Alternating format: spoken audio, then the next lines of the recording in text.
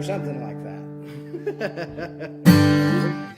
What's going on, everybody? This is just Shane here at the cabin at Palin Music Center, and we're live, so we get to hang out with each other and just kind of talk and play guitar and probably talk some more and play guitar some more and all that type of fun stuff. So I kind of wanted to just take my time here just for a second and just kind of introduce myself to you guys and say, I'm Shane, I play guitar. I originally hail from Kentucky, so the sound of banjos and mandolins and all the bluegrass things are deeply embedded into my brain. So that's why I like acoustic guitar so much.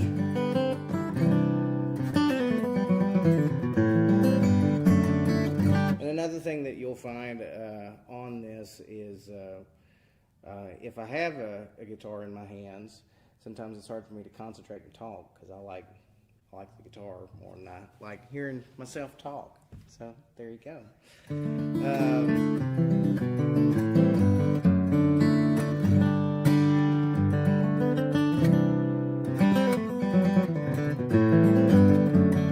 But growing up in Kentucky, you had like a few different avenues that you could go whenever you was listening to music. So like I remember growing up, my dad would drive around and we'd always have country radio on. So back in those days, you got to hear the greats like Al Jackson and King George. And for those of you that don't know who King George is, you should. It's George Strait. So it's back whenever they still made country music that had steel guitars in it. So that was always fun to hear. So I grew up listening to those guys in Alabama and Shenandoah and all that. So I grew up wanting to play that type of stuff, and the Lord blessed me where I did get to play some of that stuff, and I got to play in some really cool bands around town. And then after a few years of doing that, I started going back and listening to some of the influences of growing up, so like bluegrass stuff. And I remember, if this makes its way around to him, there's a gentleman back where I'm from in Caneyville, Kentucky, by the name of Brian England. Brian England has a company called Custom Inlay, where they do inlay work on guitars and banjos and mandolins and things of that nature. And every Tuesday night, for years, he would have a bluegrass jam over at his house, and that's where they let me, being 12, 13-year-old kid, sit around them and just kind of pick up some stuff. And I think it's known in the bluegrass world, but it's not widely known outside of the bluegrass world. Just kind of the camaraderie that's in that type of culture, to where like if you go to, so like I grew up in Caneyville, so that's like maybe 45 minutes south of Rosine. And Rosine is where Bill Monroe was born. So they have the Rosine Barn out there where they still have picking and grinning and all that type of fun stuff. And there's a certain camaraderie that comes with that type of setting, where the older cats will sit around and they will kind of invite the younger guys in, because it is a musical expression that needs longevity.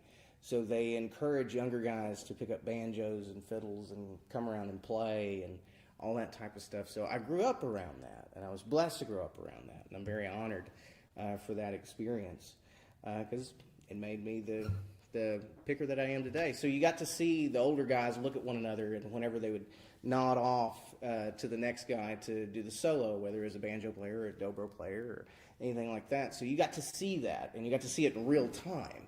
And that's what some of the guys that don't know about bluegrass stuff is like, all of these things happen in real time. It's kind of like jazz in a certain type of way, to where you kind of have that type of relationship with the people where you can just kind of nod and then the next person take the solo and then you back them up, or that type of a thing. So growing up, you would hear like Little Cabin Home on the Hill, My Georgia Rose, and all that. But like the first song that I grew up learning how to play was a song called Wildwood Flower. And for those of you that don't know it, it was an old Carter family tune. Mother Maybelle Carter played it and made it popular. And it has lyrics to it. Fun little fact, I don't know what those lyrics are. And I also never really heard it sung growing up. Most everybody would just play it. So this is what it sounds like. And so I'll play around on it for a minute. But the guy that you'll hear on the second half of this, I stole a lot of it from the guy named Tony Rice. And if you know me and you've heard me talk at any length of time, Tony Rice is one of my heroes. But he was able to just kind of throw some chords in that were super cool. But anyway, this is what that song is. So here we go.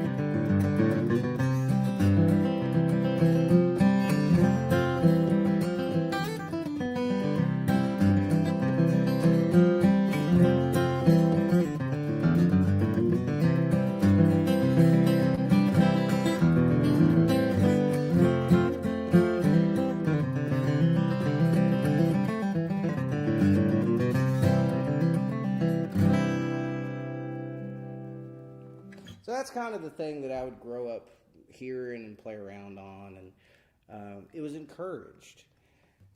So, yeah.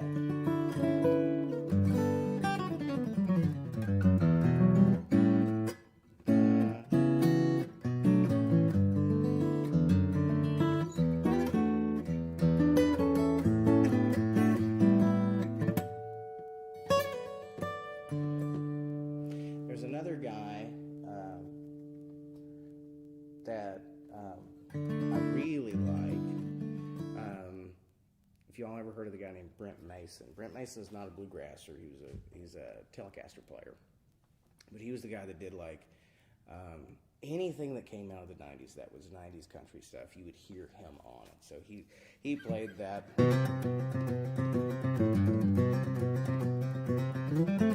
Like he did all of those things. So all of the hooks that you hear, all of that type of stuff, that was all Brent Mason. So I remember hearing that growing up and just being like, I want to be that guy.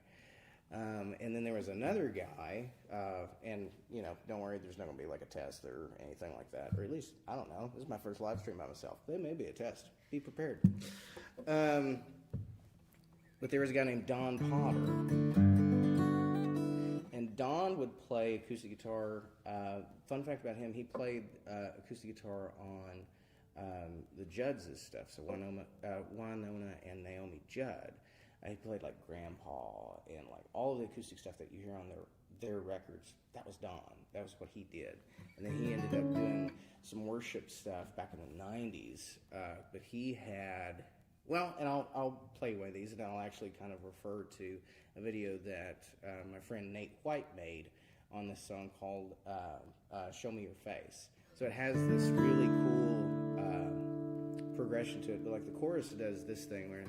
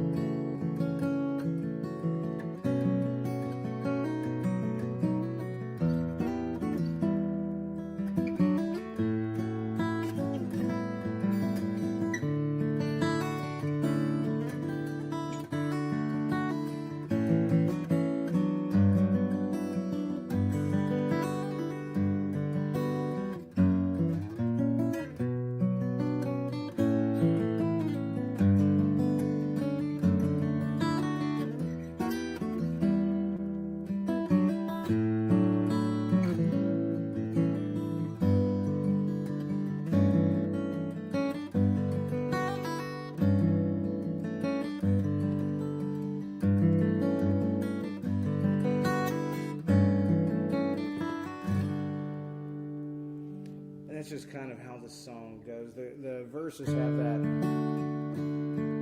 it just kind of hangs on that one while the chord changes over the top of it. But I remember hearing that and being like, I really like those chords. Like I love how it's not just a plain, for lack of a better term, CCM 6, 1, 4, 6 minor 5 type thing. It sounds like you're bringing something to the Lord that takes skill to play, which I greatly enjoyed. But that drove me into kind of this thing, and I didn't intend for this to be like a biopic type thing, because that's weird and it makes me uncomfortable. But that drove me into listening to people like Don, and also listening to people that use those type of chord voicings. So Don is where you get like all those cool ninth chords that...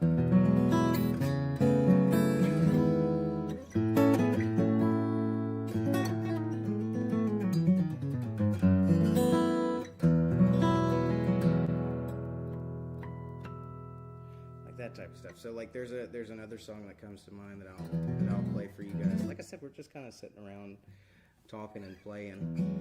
And feel free to comment, because it's kind of fun to go back and forth. So like Paul Howe, I appreciate that. That makes me feel nice. I'm glad you enjoy it. So like what's the song? Great Is Thy Faithfulness. Don did a version of it. I think it was in Scotland or something like that. And just had all these cool chords, so I'll try to play it for you guys, because it's fun and I like playing guitar.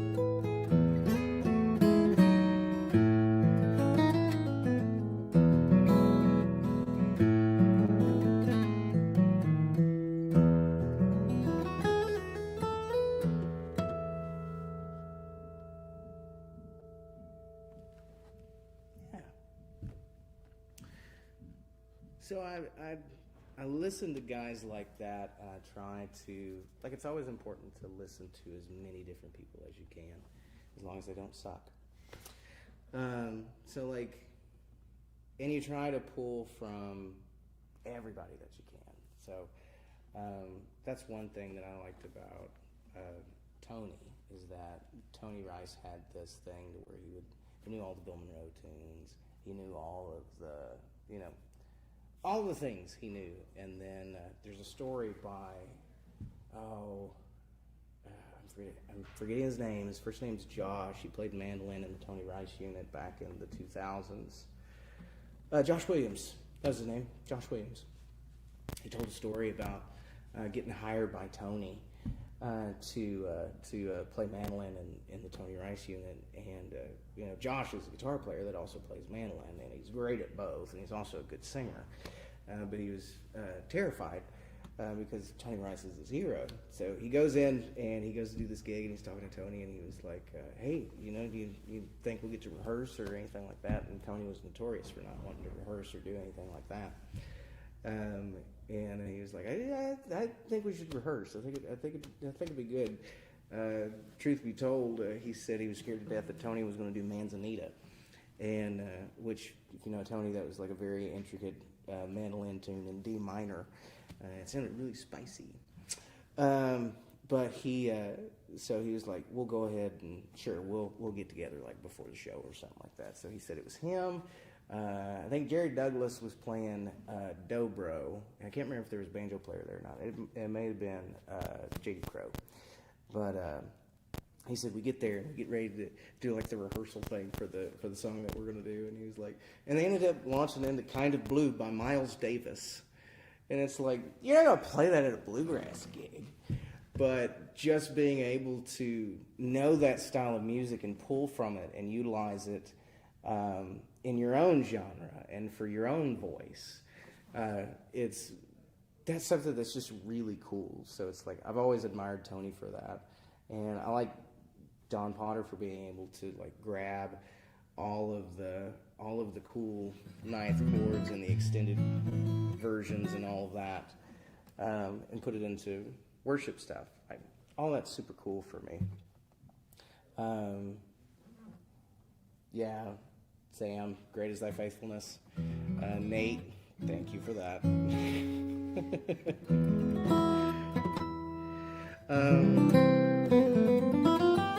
Let's see. So I'm using, Paul, I'm kind of using a mixture of both. If I'm doing like a lot of bluegrassy flat picking type stuff, so like what I was doing earlier with like cross picking things.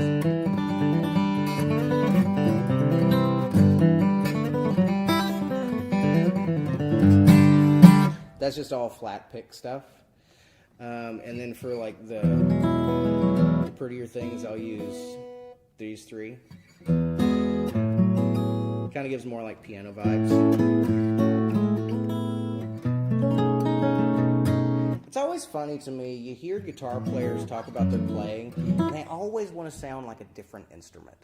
Like, I don't know if y'all have noticed this or not, but I've noticed this. Because it's like I was watching a thing yesterday where they were talking about a guitar company, and they were like, this guitar has more of like a piano voice to it. And I'm like, when did we start saying, you know what I need to play on guitar is like a saxophone solo? That would be really cool, which it kind of is, and Tony did do that. But still, like it's fine that you're a guitar player. You don't have to try and be another guitar player. It's fun to take things from different genres, and maybe that's what those guys are doing, and I just kind of missed the point, which, not that I've ever done that before. But anyway, that's kind of the thing. Speaking of guitars, I kind of want to tell you guys about this just for a second. So the guitar that I'm playing on today is, so this is a Martin, because, I think that's what David played in Psalms, was a D28, but that's up for interpretation. Scholars are kind of split on that. So this is a very special one. So this is they called it America's guitar. So they only made 175? Yeah. I was right. Point for the homeschooled. So they only made 175 of these, and this is number 171. So it's Adirondack spruce top, which is a great top. So if you know anything about spruce, one of the things that they do is you have like regular spruce, you have Sitka spruce, and then you have Adirondack spruce. Adirondack has the highest, I don't even know what you would call it, ceiling, if you will. So like with some guitars, whenever you dig into them, they'll kind of cap out at a certain point, and it's like a natural compression where they won't let you go any further. Adirondack has the highest level of that, so you can just dig in it for days before you actually hit the...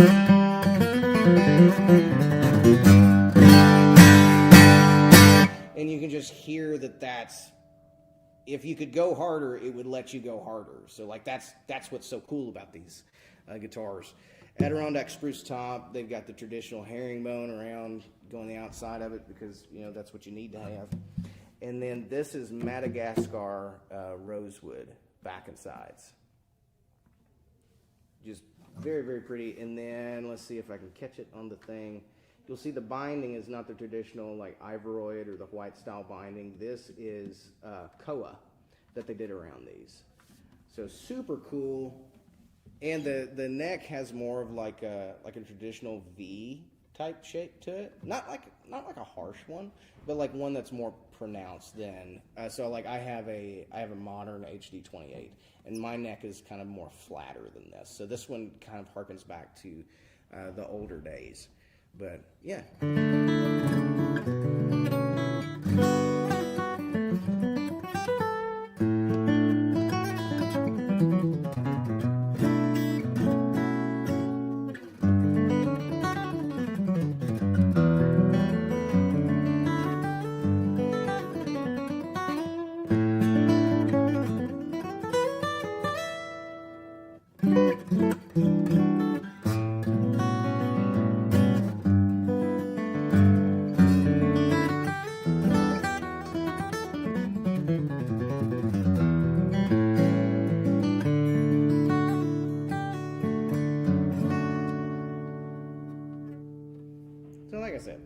It sounds super cool because it is super cool, and you too can be super cool if you wanted this guitar.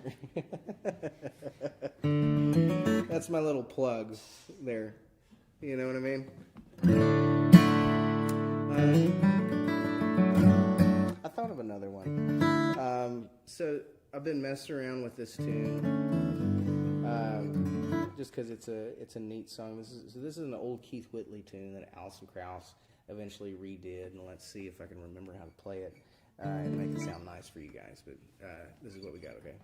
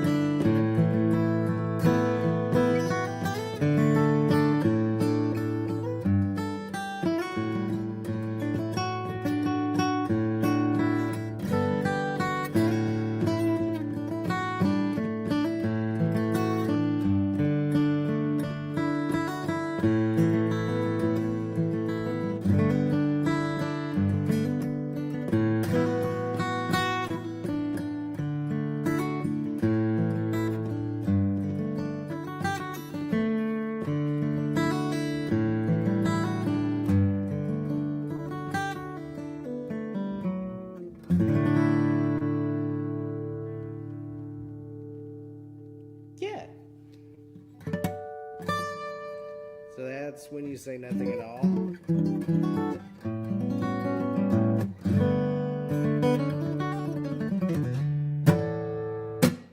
That's all I got. Thank you guys for watching. Feel free. Oh, so Jacqueline Raymer is my wife. Thank you, love. I appreciate that. It makes me feel nice. Keep watching. Keep subscribing. If you know somebody that would enjoy seeing somebody kind of stumble around and try to talk about stories and stuff, send this video to them. And everybody have a really good day. Okay? And come see us sometime.